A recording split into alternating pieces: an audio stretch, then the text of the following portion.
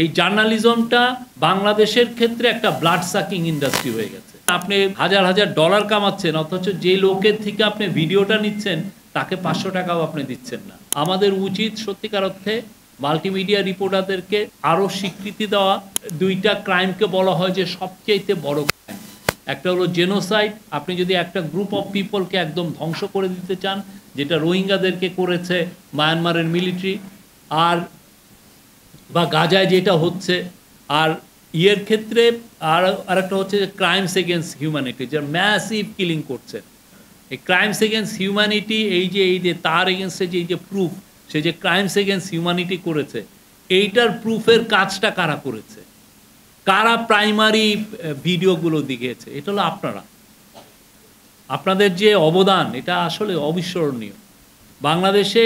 তবে আপনাদের এই অবদান আমরা খালি মুখে বললাম আর কিছু করলাম না, তা তো হয় না।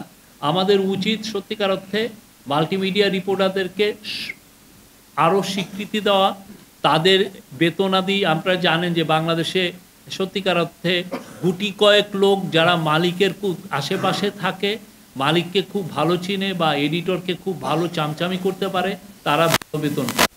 আর বেশিরভাগ জার্নালিস্টের বেতন কম, কারো ক্ষেত্রে 5,000 টাকা দিচ্ছে, কারো ক্ষেত্রে 10। আর গ্রাম দেশে হলে তো একটা টাকাও দিচ্ছে না।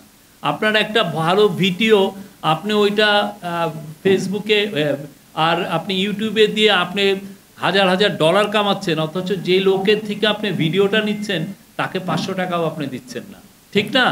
এবং এদের লোককে কেউ আবার সুধী সমাজের, তারা ঢাকার তারা আবার সুধী সমাজের মেম্বার, তারা অনেক বড় বড় কথা বলেন। হ্যাঁ, কিন্তু বাংলাদেশে এটা একটা সত্যিকার অর্থে এই জার্নালিজমটা বাংলাদেশের ক্ষেত্রে একটা ব্লাড সাকিং ইন্ডাস্ট্রি হয়ে গেছে। আপনার রক্ত কেমনে চুষে খাওয়া যায়, মানে আপনি একটা মোহে পড়ে এখানে আসেন, আপনি আপনার চেহারা, আপনি একটা জার্নালিজমটা আপনি প্যাশন হিসেবে নেন, আপনি আসেন, কিন্তু ওই আপনার আশাটাকে এক্সপ্লয়েট করা হচ্ছে মালিকরা, এবং এটা বছরের পর বছর হচ্ছে, বছরের পর বছর। ভালো বেতন দেয় না, 5,000 টাকা।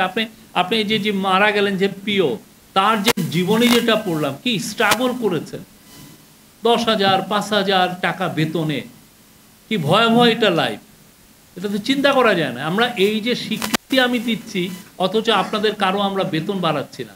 এটা নিয়ে সত্যিকার অর্থে আমি আবারও বলি, আপনারা নতুন করে একটা মুভমেন্ট করা উচিত।